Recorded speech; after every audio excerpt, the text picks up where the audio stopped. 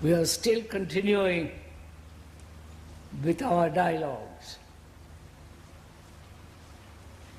Unfortunately, it seems to me that I'm talking most of the time, that you're not sharing or having a conversation with the speaker.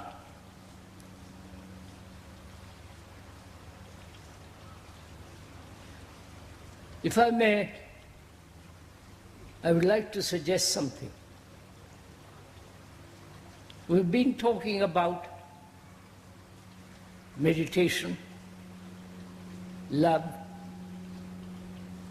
thought,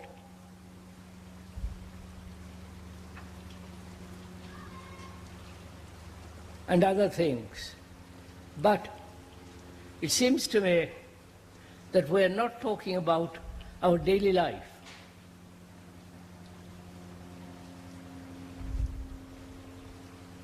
Our relationship with others, our relationship to the world, our relationship to the whole of humanity.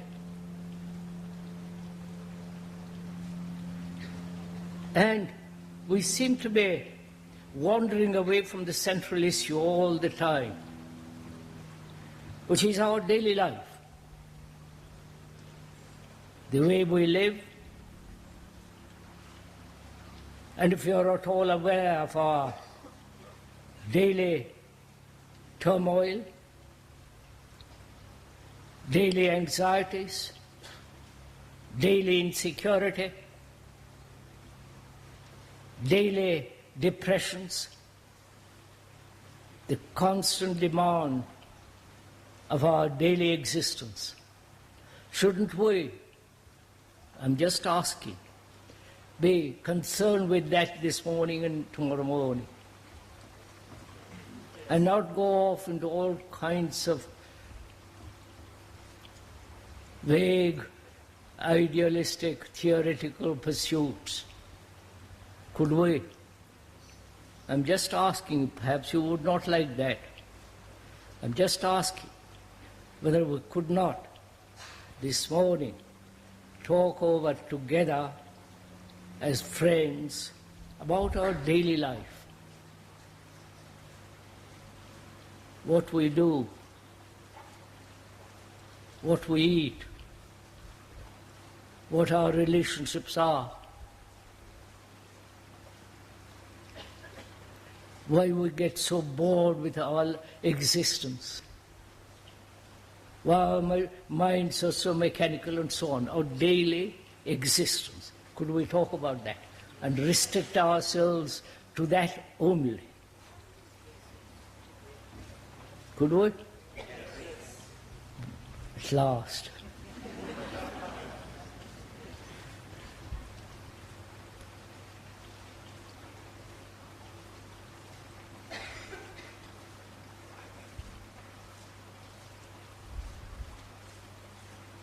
What is our daily life?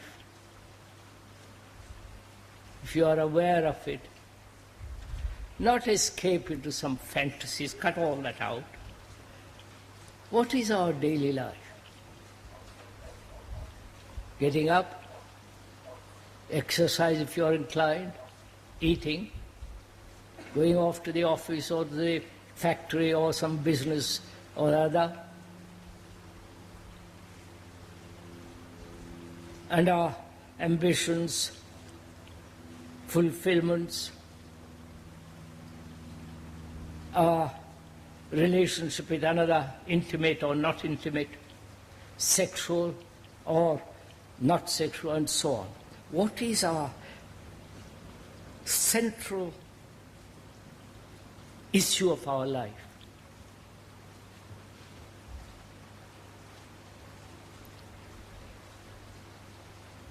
Is it money? Central issue. Not the peripheral issue, not the superficial issues, but the deep demand. Please look at it yourself. What is it we demand, we ask? Is it we want money? Don't say no. We need money. Is money the central issue? Or to have a position? You understand? To be secure financially, psychologically, to be completely certain, unconfused. What is the main urge, demand, desire of our life? I wish you could, right?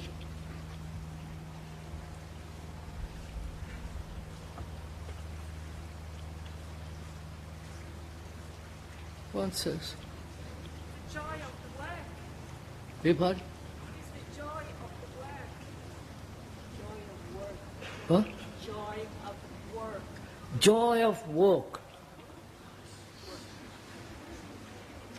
Would you say that to the man who is turning the screw day after day, day after day, day after day, on a moving belt, joy of work?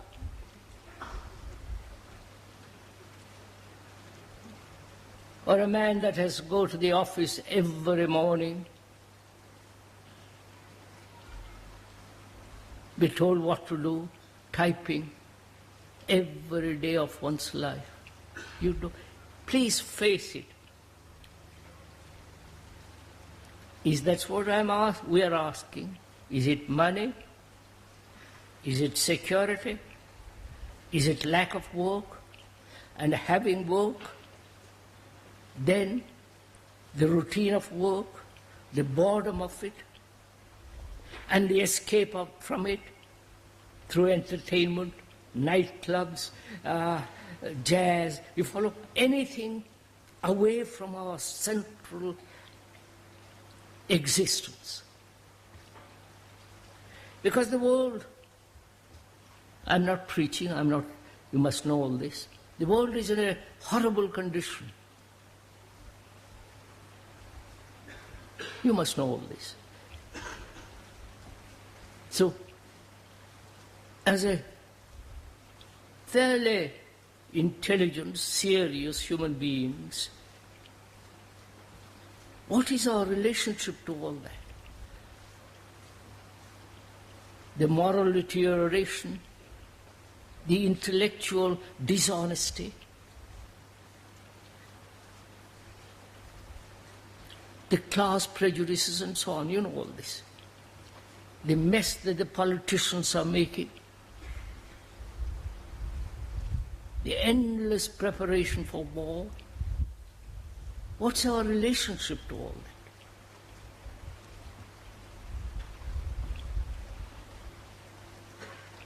Please, let's have a dialogue about it, conversation. See, when we come to that point, we're all silent. What's up? We're all tired. We're all part of it. I quite agree. Do we know we are part of it? Aware of it? That our daily life, you understand, daily life contributes to all this? And if it does, what shall we do?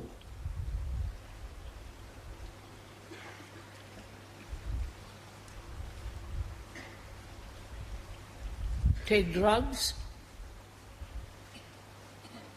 Get drunk? Join some community?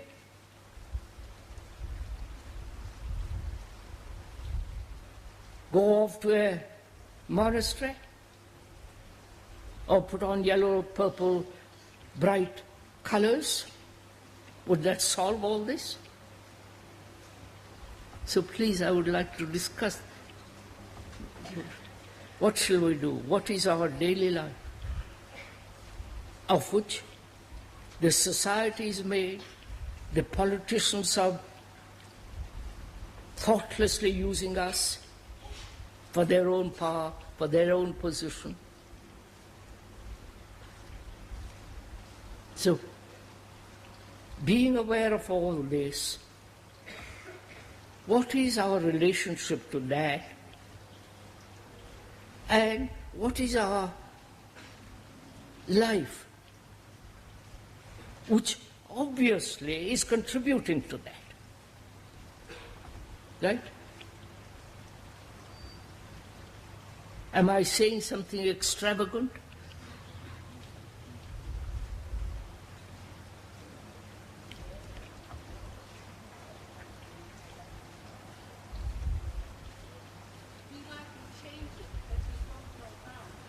We like to change it,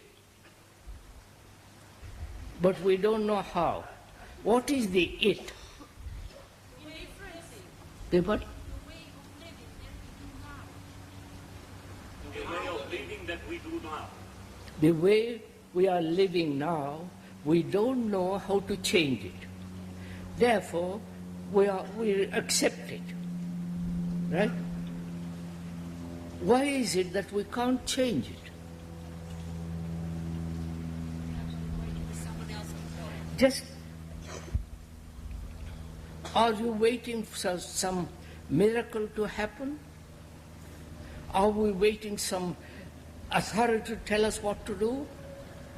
The priest, the guru, the whole racket of that?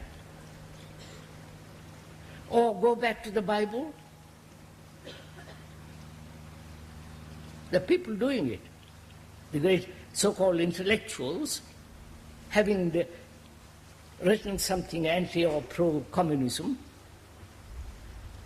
totalitarianism, are going back to God. You follow? Because they can't find an answer to all this. And they think through tradition it'll all be solved. You know all this. Now, why can't we, in our daily life, change what we are doing?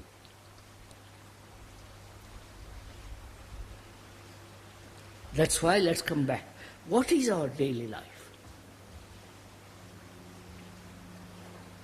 Please investigate with this conversation. I am not the only speaker.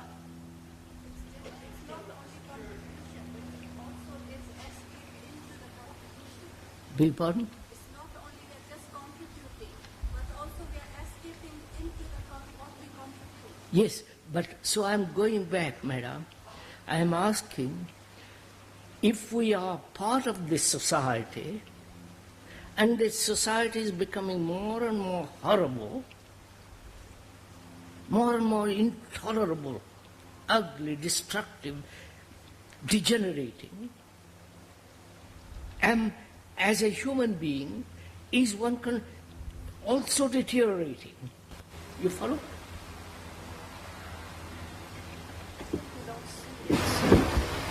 I think we don't see it, that we're part of it. Lady says we don't see it. Why? Don't we know our own daily life?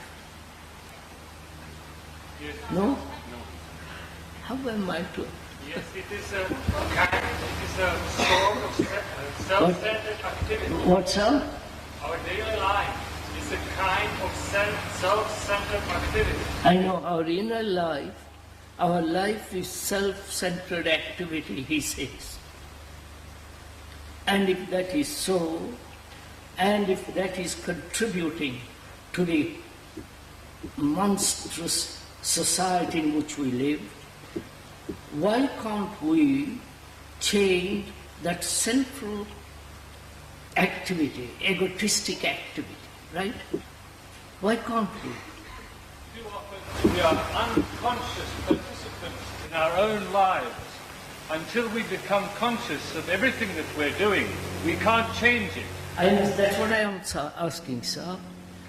Can we become conscious, aware, know the activities of our daily life, what we are doing? Being a mother, I out tragedy that I find not in the big city, that there's everywhere conditioning around the big city, and you cannot isolate your children from that. That being a mother, having children is very difficult. All right. Being a mother and having children, it's very difficult life. Right? Is that one of our problems? You see, I'm just, come and join in the games. Huh? Don't just... I'm a mother. I have children. And are they growing up into monsters like the rest of the world? You understand? Like all the rest of you? Ugly, violent, self-centered, acquisitive. You know what we are. Is that, do I want my children to be like that? Could we please, Are living in a big city, then there's all the contamination and pollution around your children, and you cannot isolate them from the city, because that is where you are living in the moment, and you have to face that you are there in that moment. You cannot change that maybe in the future, but in the moment you are living in a big city, and you have your children to live city. I know that, sir. I know all that.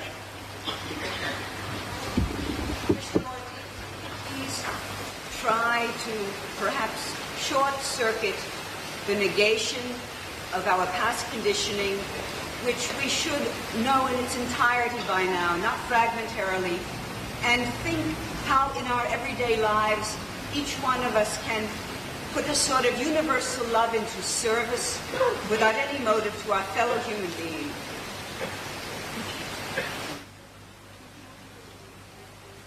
Huh?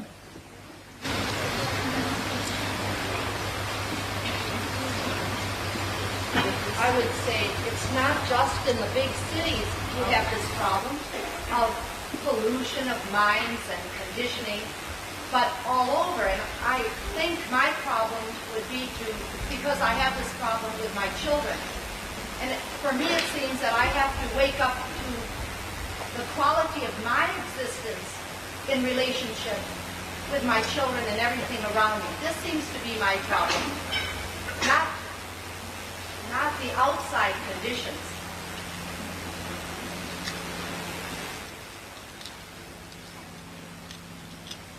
What shall we do together?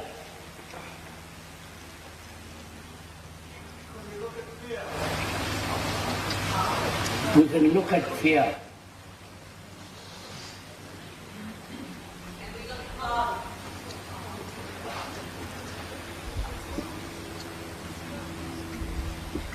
So, if you love your children, love them, you understand? Not just bored, they are bored. They are sent off to school. They must be conditioned this way. They must pass it. If you really love them, what shall we do? Apparently it's not a problem to you. You talk about it, but it isn't a biting, demanding, urgent problem.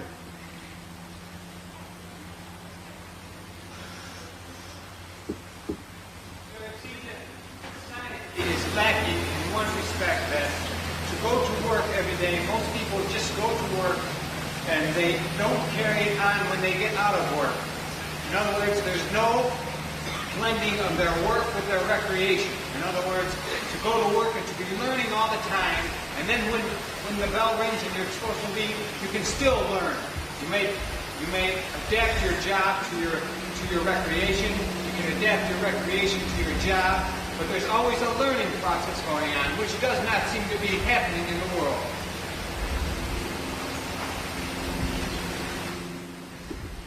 Well, I mean, it's just not going to work and doing a job. It's going to work and learning. And then when you're out of work, you continue this learning. And you can adapt your free time to your work time. I mean, how many people go home and consider their jobs when they're not at their office? How many people go home and try to learn more about their lives, whether they're at work or whether they're at home?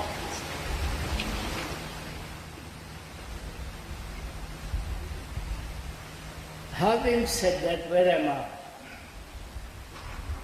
Where are you?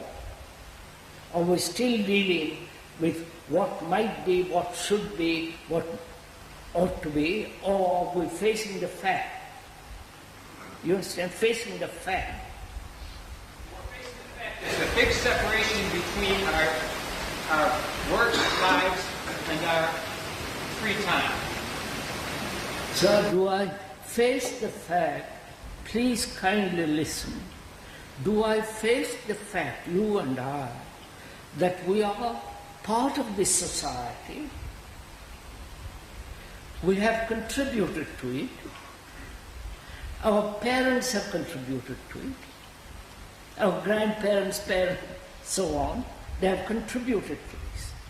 And one is contributing. Is that a fact? Do I realize that? Yes, one can see very, very clear. Huh? It's very, very clear that it's so. We But are, no, sir, let us take that one point and work that out slowly, please. Do you and we together realize, in the sense realize, as you realize pain, you understand? As you realize a toothache, do we realize it that we are contributing to it? Right? Do we? Yes, we are all contributing to it with the eyes of our own past conditioning, if we are still involved in it and don't see what is not right for now, for our present position of living now. Yes, we are in that case.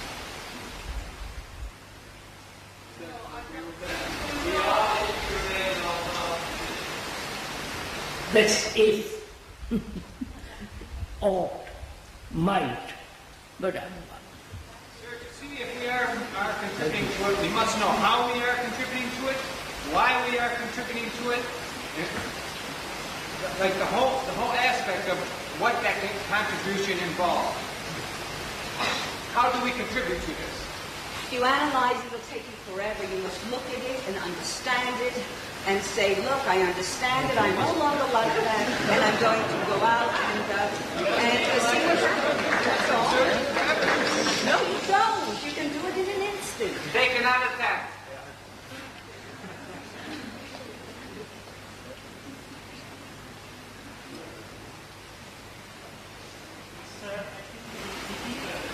no? I think it's difficult. I cannot face the fact because thought intervenes. Can't we face the fact? When we say I'm part of that society, what do we mean by that? So I don't see that word for me. It stays of the fact. See, so how are we going to talk over together when each one of us is pulling in different directions? Can't we think together about this one thing? That is, we human beings have created this society. Not gods, not angels, nobody, but human beings have created this terrible, violent, destructive society. And we are part of that. When we say we are part of it, what do we mean by that word part? You understand my question? Just begin slowly, please. What do I mean when I say I'm part of that? Sir, Oh. isn't the approach you're taking already setting up the division between me and society? In other words, is there such a thing as society? Or is this here society and not I and you society? When you set up this monstrous, horrible society, it's an abstraction that's different from the people in this room. Yes, sir, I'm saying that. I'm exactly saying that. Society is not out there, society is here. It's right here. Yes, sir, right here. And lose our past conditioning of these words that you have been saying to us for all of these years, and begin to act ensemble in some form or other that's new and creative.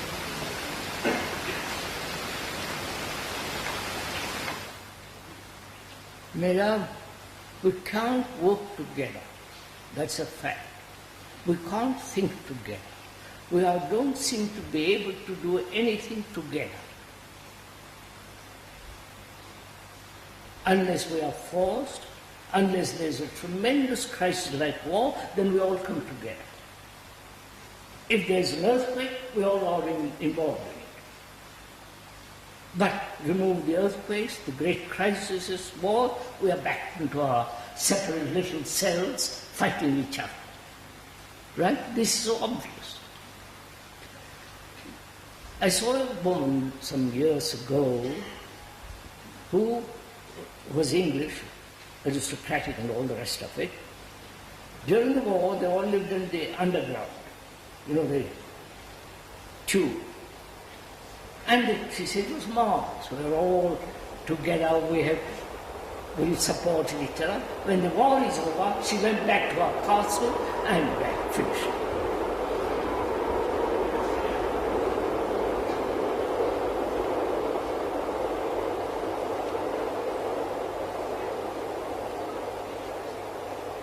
Can we just look at this for a minute? When we say we are part of that, is it an idea or an actuality? Idea, I mean by that, a concept, a picture, a conclusion, or is it a fact, like having a toothache is a fact? No? What is one? Right? Is it a fact to us that I am part of this society? I am that society. Or I am that society. Then,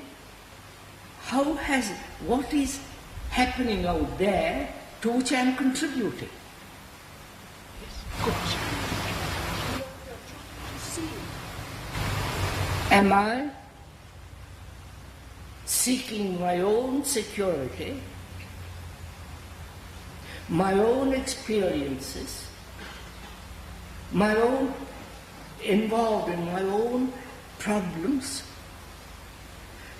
concerned with my own ambitions? Right? So each one is striving for himself. Right? As society exists now. And probably that has been the historical process right from the beginning. Each one struggling for himself. Right? And therefore, each one opposed to another. Now, do we realize that? What else can we do? We'll find out what to do, madam. First, start from that which is very near, very close. Right? We are talking about our daily life. And our daily life apparently is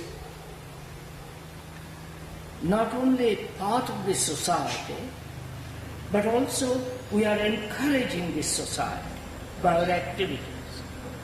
Right? Do we know this? Do we say, yes, by Jove, it is so?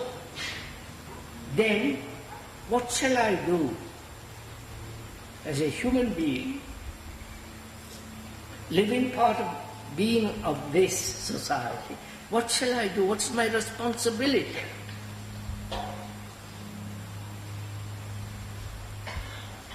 Take drugs, grow beard, run off? What is my responsibility? Yours. You don't answer. Do something about it. Huh? To do something about it. What? First, sir, First to see it. I see I it. can only do something about it when I am clear in myself. Right?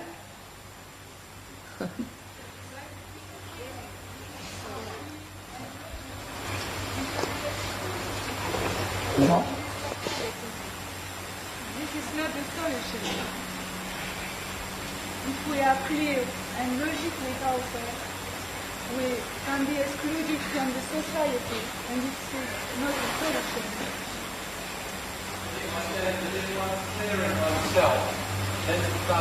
All right.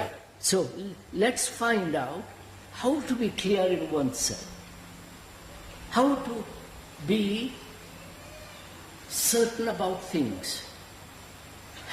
Let's find out if one can have security.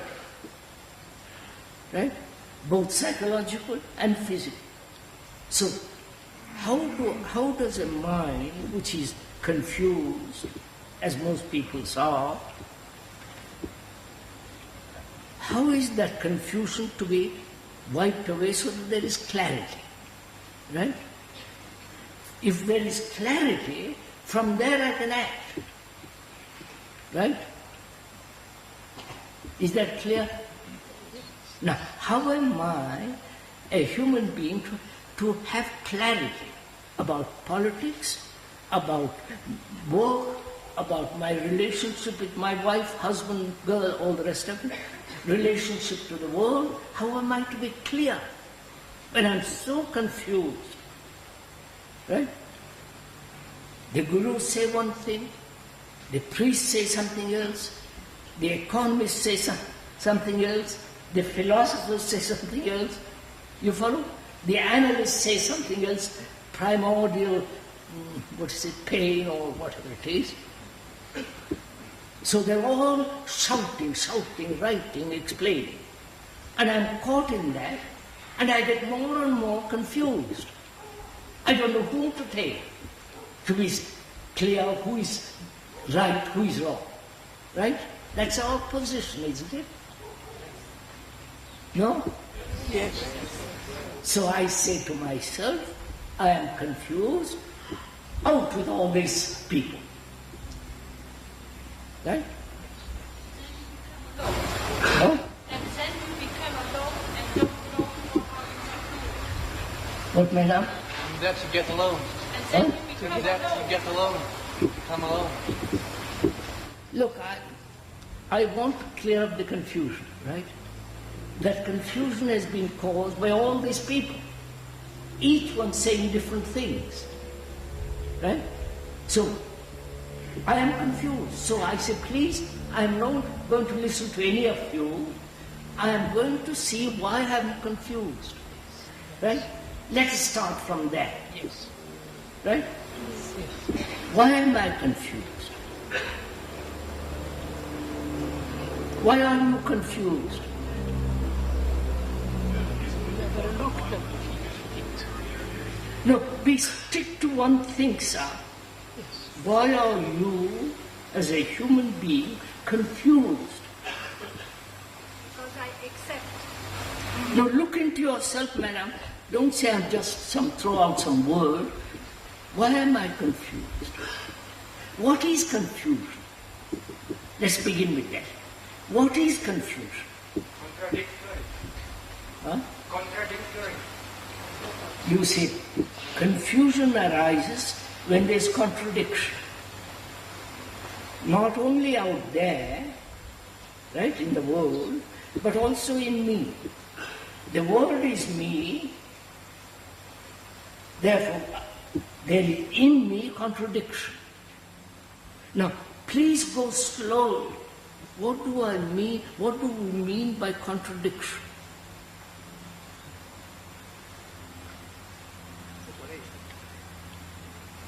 Go into it, so look at it, take time.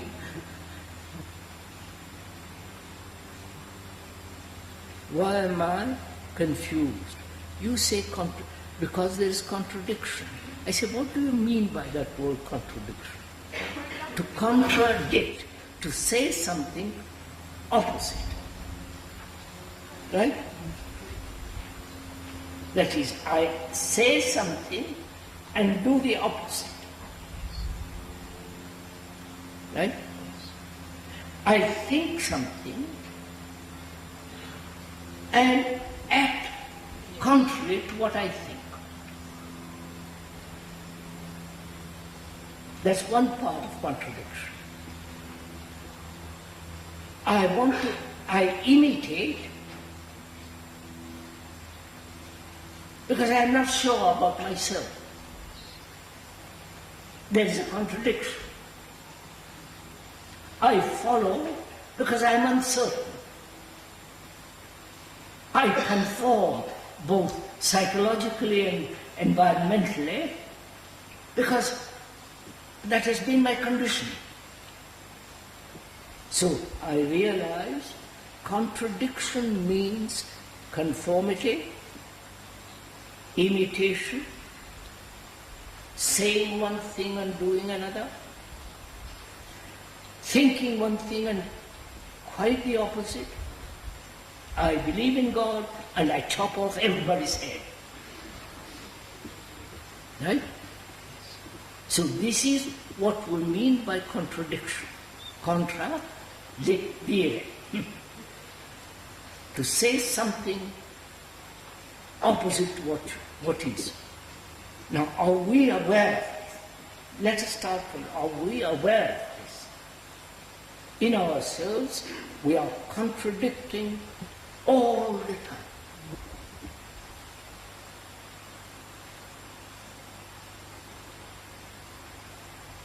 Now, but if you are aware of it, then what shall we do? You understand my question?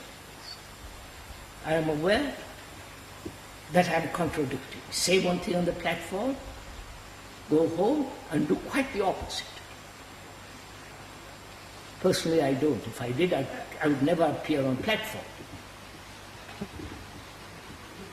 So I go do something quite different.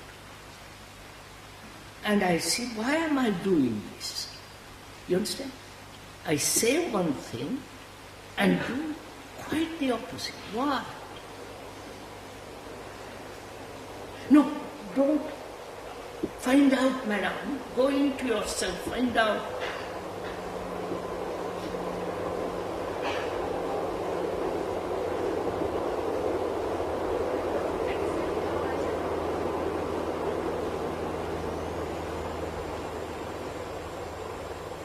Is it I say one thing because to please you, to make myself popular, to have a reputation of not having immense knowledge, and go home, do everything contrary to that. Because I want to impress you. I want to show I'm much bigger than you.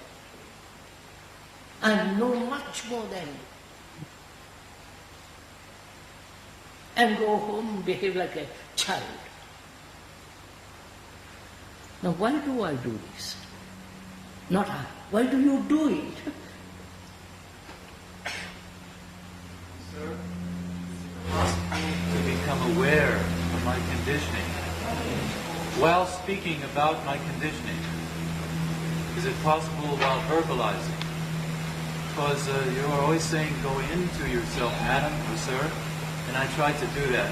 And I seem to have a great need to speak and to try to discover myself while others are listening, and I'm listening myself. And now, is this correct, or is this an illusion? When I ask, why do I do it? Please listen 2 minutes. Am I looking for a cause? You understand my question? I said, why am I contradicting myself in my life? One thing, another. And so I say, when I ask the question, why, my desire is to find a cause. Right? Please listen for a few minutes. I discover the cause through analysis, and will that discovery of the cause finish the contradiction? You understand my question? I have discovered the cause. Why I contradict? Because I am frightened. Because I want to be popular. Because I want to be well regarded. I want the public approval. And inwardly, I do something else. The cause is, perhaps, that in myself I am uncertain.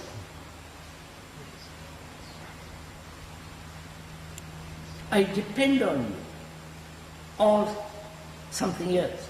So in myself I am absolutely uncertain. So I say one thing and contradict myself, right? Take it for a minute, madam, step by step. God's sake, you people are all so... And I discover the cause, and the cause is not going to finish the contradiction. Would you follow something? The cause and the effect are never the same.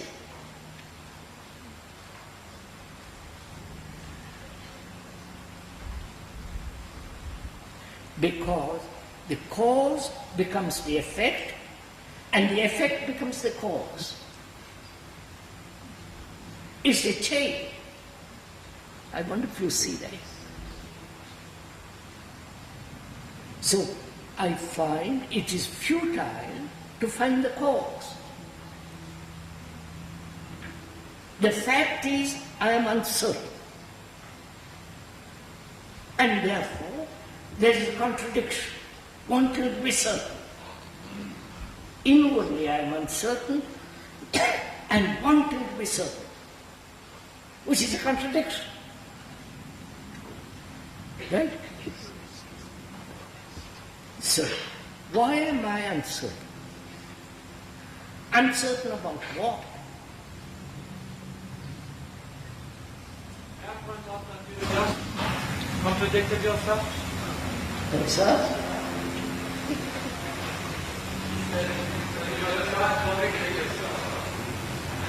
Well, sir, you just said that looking for a cause is running away. Gentleman says I just contradicted myself, which is where I like to be pointed out. Don't just say you have contradicted yourself. I like to find out where I've contradicted myself. It is so hopeless to talk to this generation. I am uncertain.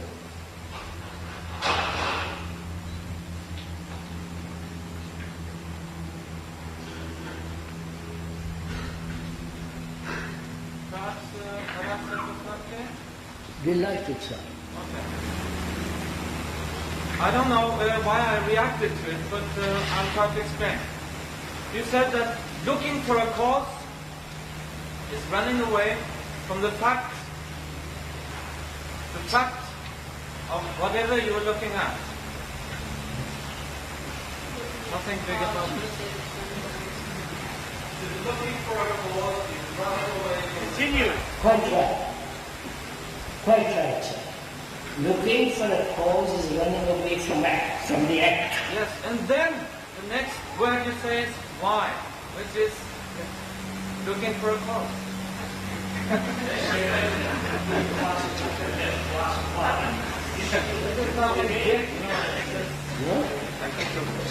I said, so I explained very carefully that I'm not looking for a cause. No, I understand that, sir. I'm not done. I know what he says. I know what you're all saying. The moment I purposely put that question, that we use that word why. When we use that word why, we are looking for a cause. Please don't point your head, madam. Sir, So, if we're not looking for a cause, why are we in the tent?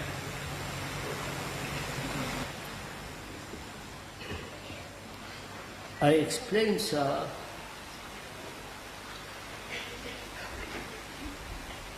when we ask the question why, we generally inquire into the cause. And I explain the cause and the effect are never the same. Because the cause brings an effect, brings about an effect, and the effect becomes the cause. So that chain to inquire into that chain is useless. But when we use the word why, I am using it in a special way, which is I'm inquiring, not seeking a cause. Right? See the difference, please, it will be good enough. If you don't like the word why, let's say, how has this happened? Sir, is it possible to inquire verbally? I really would like an answer to this. I keep asking and you don't answer, and I feel that it's because you want me to find my own answer.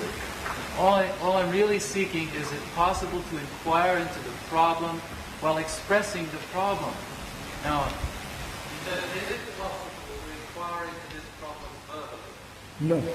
First we must understand the usage of the word verbally and then go deeper. So please don't go on like this. See, we have spent 45 minutes. We haven't even touched why. We haven't even touched and gone into the way of our daily life. We are again going off. So I'm trying, please hold on to this. Uncertain. What am I uncertain about? You, what are you uncertain about? Or are you completely certain?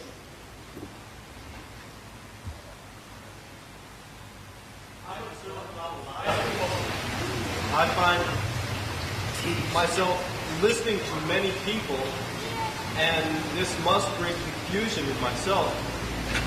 And so I know that all I have to do is listen to myself. But when I say, how can I listen to myself? I'm 18 years old. I must listen to my parents, everybody else. And so there's my uncertainty. Who should I listen to? Then you are saying, or you say, that by inquiring into uncertainty, you have found certainty.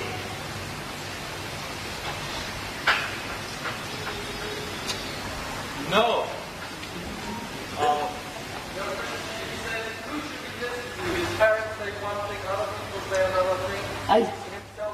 That's what I said. Parents say one thing, you say something else, the philosopher says something else, the politicians, right? They're all saying something different, each one. Each guru is competing with the other guru, saying something entirely different. Now, this has brought, must I go back to that? That this is brought about by the constant pressure of other people, right? The pressure of the politician, the economist, the philosopher, the guru, the priest, the parent, the grandparents, and your own Sela Master, right? So please proceed. What am I confused about? About the future. What's that? That's about the future. That is about the future. I am uncertain about the future. The future being what I have been, what I am now, what I might be, right? That's the future. The future is physically uncertain, psychologically uncertain. So, mind is seeking certainty, right? Being uncertain, it wants to be certain, right?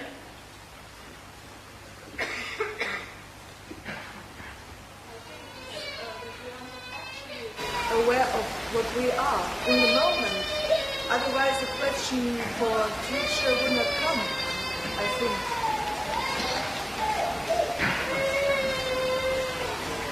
Right, so we're all open. Yes, sir. There is no certainty in thought. I wonder what is the point of this discussion. What's the point of our having a conversation which we are not? We are saying it must be, it is so, it is not so. Huh? And doing it. But you won't go in, somebody all the time interrupting according to his own way. We're not thinking together, right? So you ask, what are we uncertain about? And at that point, I felt we're uncertain about different things. And the problem is not to ascertain what we're uncertain about, but the fact of that, which I think arises from our unclearness about the contradictions. And if we look at it and see the contradictions, then the uncertainty would disappear. Uncertainty, and then it will disappear. We are doing that, sir. I see it's impossible to have a conversation with everybody. So let's begin this way. Are we certain in our relationship with each other? Certain in my relationship, in one's relationship to one's husband, wife, girl, huh? I'm asking you, please. You are uncertain about the position. Yes, uncertain in our relationship with each other, right? Huh? Uncertain. Our relationship with each other creates the society. No? Of course, obvious. If I'm against you, then I create a society which is divisive. It's so obvious, this we don't speak. So what is our relationship with each other? You and the speaker, let's take that. Very simple. Or what is your relationship with your neighbor, with your wife, or with your husband, or with your girl, and so on? What's your relationship?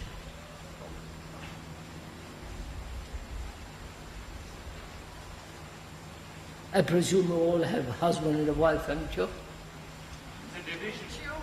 Or a girl and a boy? What? So please answer this. What is your relationship with another? Huh? Self? Poor. What does that mean? You want to exploit the other one, and he wants to exploit you. Is that it?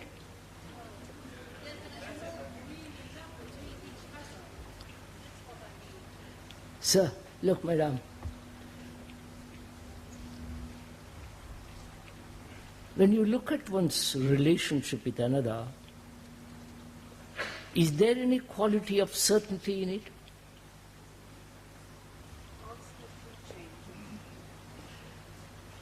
Therefore, in that there is no certainty, is there? They might think at the beginning of that relationship there is certainty, but gradually that certainty peters out. So in relationship there is no certainty. Why? Not the cause. I'm asking the why, in the sense, how does this come about?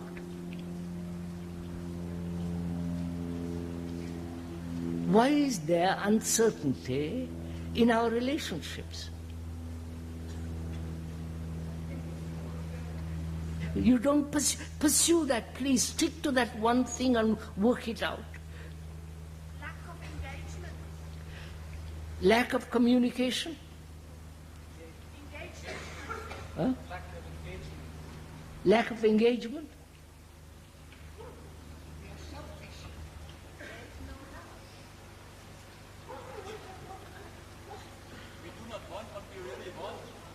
Huh? We do not know what we really want. Change it. What shall we do? I can explain it. What's the point of it?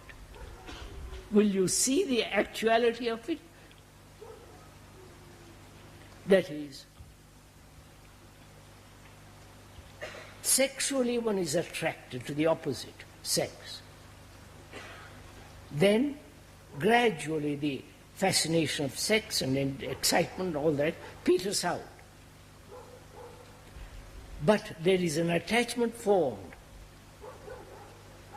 And the attachment causes fear, right? And when there is fear, love has gone overboard, right? So, there is constant division between you and the other. Constant division. You are asserting and he is asserting. You dominate or he yields, or the other way around. So there is always this contradiction, right, in our relationship, which is daily fact. And how is it that this comes about? You understand? That's the next question. Is it because each one is concerned about himself? Right? Why is each one concerned about himself? How? You understand my question? What is the importance of being concerned about oneself? Is it because we are conditioned that way? We are educated that way? Our whole environmental, social pressure is that way? You understand? So, then, can one break away from that? Break away from this self-centered relationship. You follow? Can one end this self-centered relationship?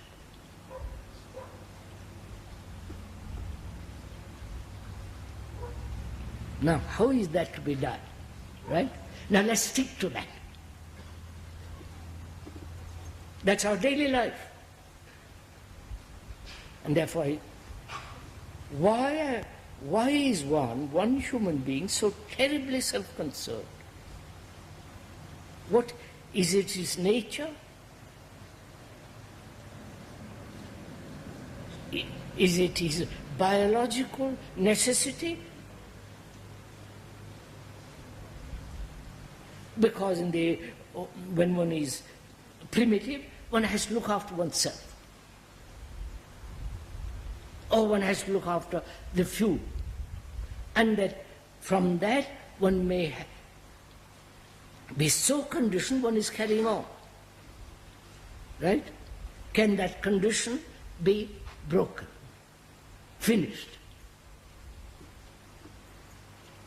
Right? It seems to be that the animal instinct has been projected into the psychological field that create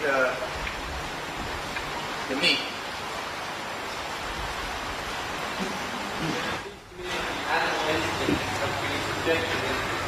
Yes, sir, I know that. We said that. We've said that before. Now, one has come to the point that in our relationship, each one is concerned with himself. And this conditioning, can that be broken down? Changed? Huh?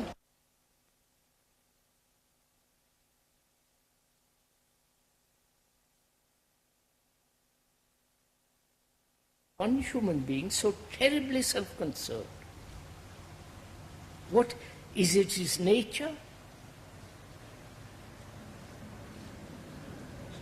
Is it his biological necessity? Because when one is primitive, one has to look after oneself. Or one has to look after the few. And that from that one may be so conditioned one is carrying on. Right? Can that condition be broken? Finished? Right? It seems to be that the animal instinct has been projected into the psychological field that create the me.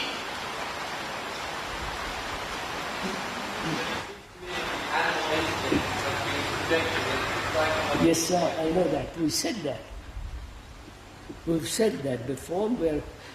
Now, one has come to the point that in our relationship, each one is concerned with himself. And this conditioning, can that be broken down? Changed? Huh? No, madam, not understanding. All right. By understanding. What do you mean by understanding?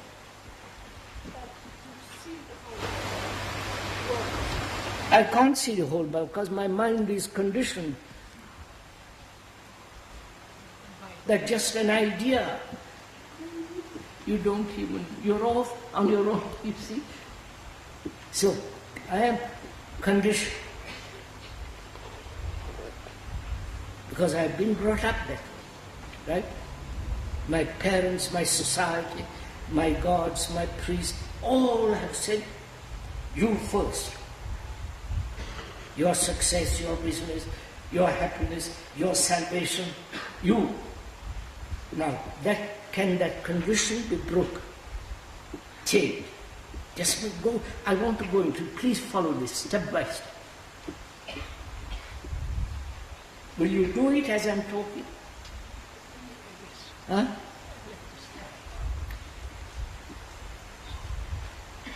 How do I know that I'm conditioned?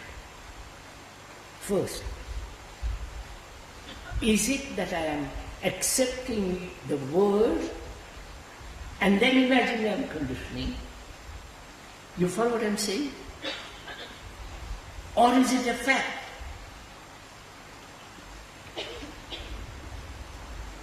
Is it an idea or is it a fact? This is so. You understand? You understand this? Word and imagining our own conditioning, sir. Repeat that. Accepting the word and imagining our own conditioning. Is that correct? Look, sir, I think I'm conditioned. I think. But I don't think I have pain when somebody hits me. See the difference? So when somebody hits me and there is pain, I don't think there is pain. There is pain. Right? Do I similarly see that I am conditioned?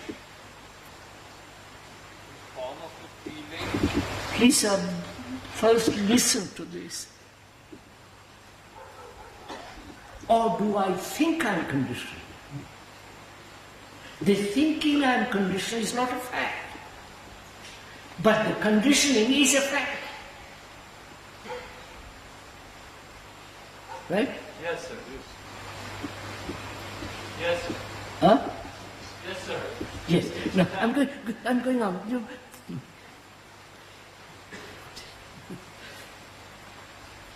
So I'm only dealing with fact, not with the idea. The fact is I'm conditioned. Now, to go slow. How, in what manner do I look at the fact? That's very important, right? You following this? In what manner do I observe the fact? In observing the fact, do I say, I must get rid of it? Or do I say, I must conquer it? I must suppress it and so on. How do I, in what manner do I look at the fact? You understood? How do you look at it?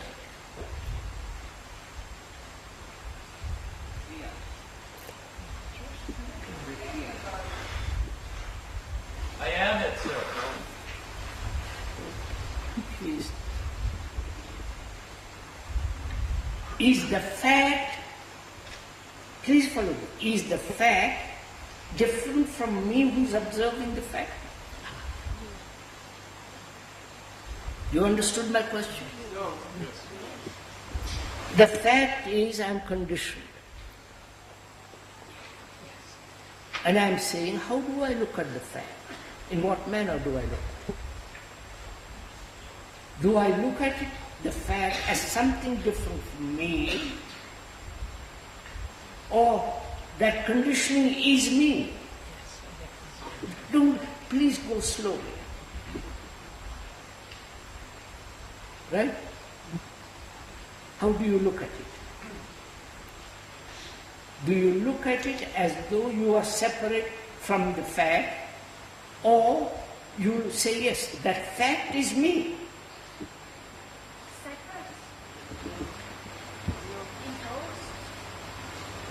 What?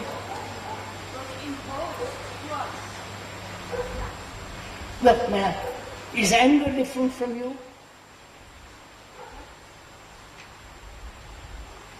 Obviously not. So, is your condition different from you? That's it. Now you're getting it. So, you are now observing the fact as though it was you. You are the fact. Now wait a minute. So what happens?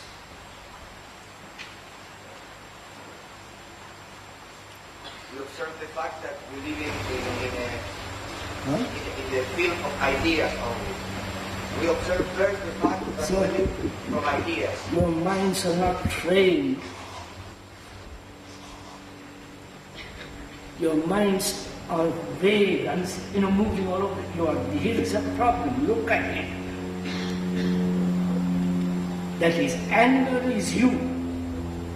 You are not different from the anger. Wait. When you are angry, there is no, you are there. Then thought comes along, says, I have been angry. So, thought separates anger from you. You understand? So, similarly, you are conditioned. And that condition is you. Wait, what can you do if it is you? Nothing. And nobody knows what you are also.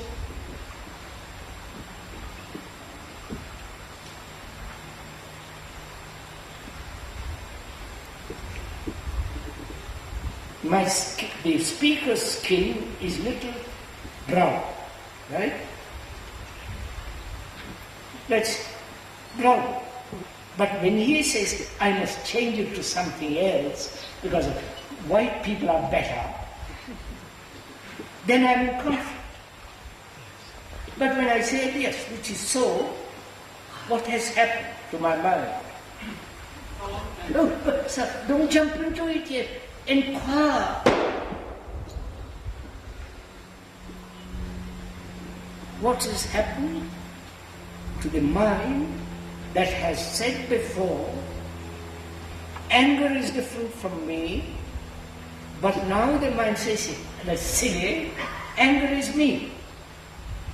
Now, similarly, the mind has said, conditioning is different from me, and realizes the conditioning is me. Right? So what has happened to the mind?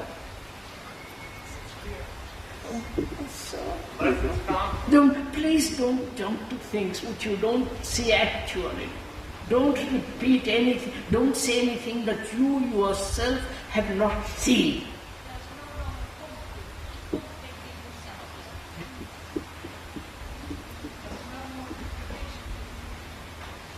The mind now is not in contradiction. Right? That's all I'm saying. It is no longer say I must do something about it.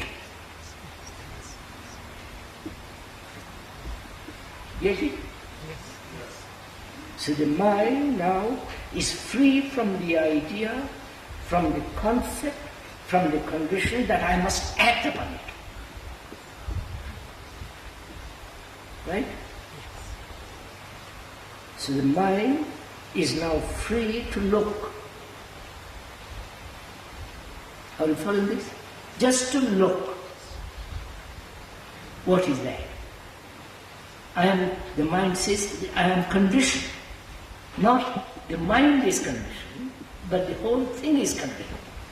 So it says now, observe that condition. What takes place when you observe?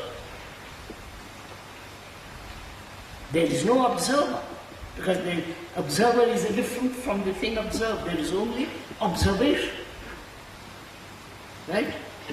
Yes, sir. Are you following this? No, not verbally, actually. Then what takes place when you observe? Observe purely, not say, give it a distortion. Distortion takes place when you say, I must change it, or I must suppress it, I must go beyond it. All that has ended, because you are merely observing the fact that the mind is conditioned. There is pure observation. Right? There is no effort made. Then, what takes place? The thing that is observed purely undergoes a change.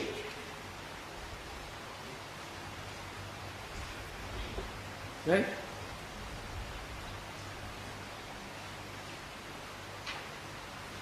You follow this? Yes. You won't. Unless you do it, you won't. Unless you apply, do it, you will say, I don't see. Look. Under a microscope, you can watch the cell.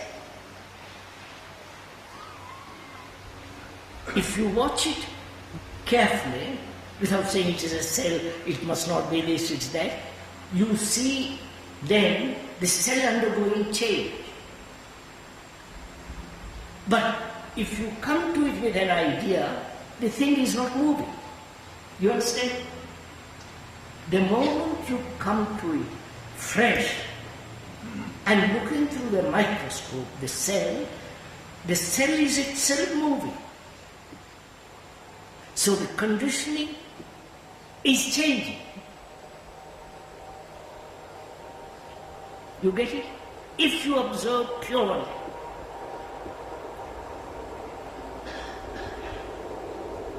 Now, to come back. One observes one's relationship, which is in daily life. To observe it purely. Can you observe your relationship with your wife, husband, whatever it is, without the image, without the idea that it's my husband, my wife, and all the rest of it, without the remembrance of sex, all the rest of that, just to observe your relationship with another. Will you do it?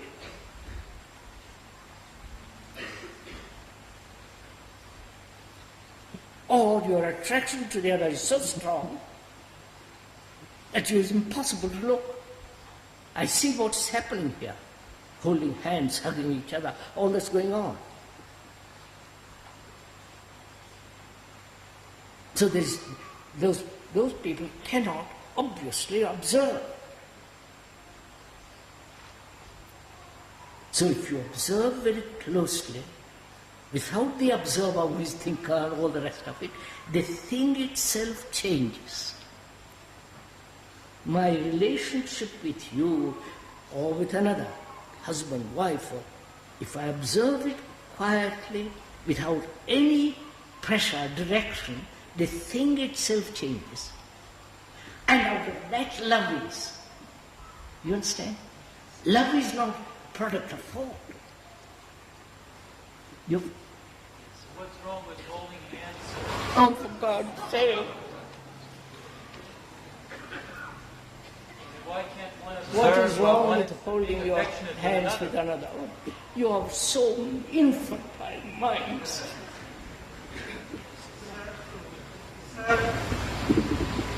When you look at the cell under the microscope, the cell is changing.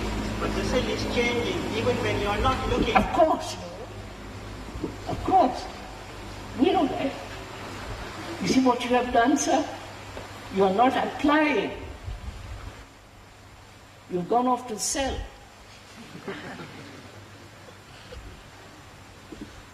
You don't say, look, I'm going to apply this, I'm going to watch this.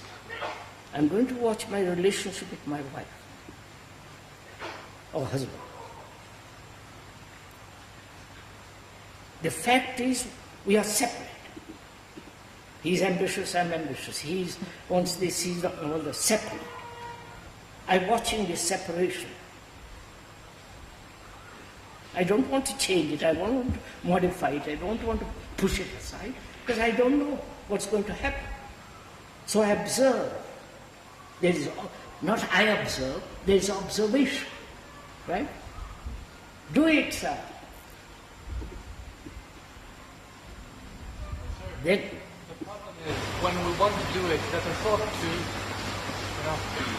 when I want to observe, there is a thought to. It's not true. No, sir, I explained that, sir. You know.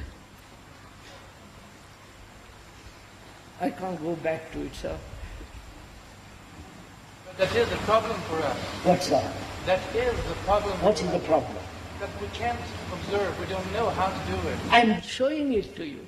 You don't? We don't live it, Then you're not listening. I am listening. That is the problem. So, food is put before you. Either you eat it or don't eat it. If you are hungry, you'll eat it. If you're not hungry, you say, well, that doesn't mean anything to me. Are you hungry to find out a way of living in daily life without conflict? Sure. I'm pointing out to you. So there is a way of living in which there is no confusion. When the mind is able to observe without direction, without motive, which is the movement of thought, just to observe. Observe the room, this tent, the height, just to observe it. The color of your dress. Not say, I like it, I don't like it, I wish I had it. Just to observe. In the same way, if you can observe your whole psychological movement, then the thing itself changes radically. You don't have to practice anything. Gurus, you throw all that aside.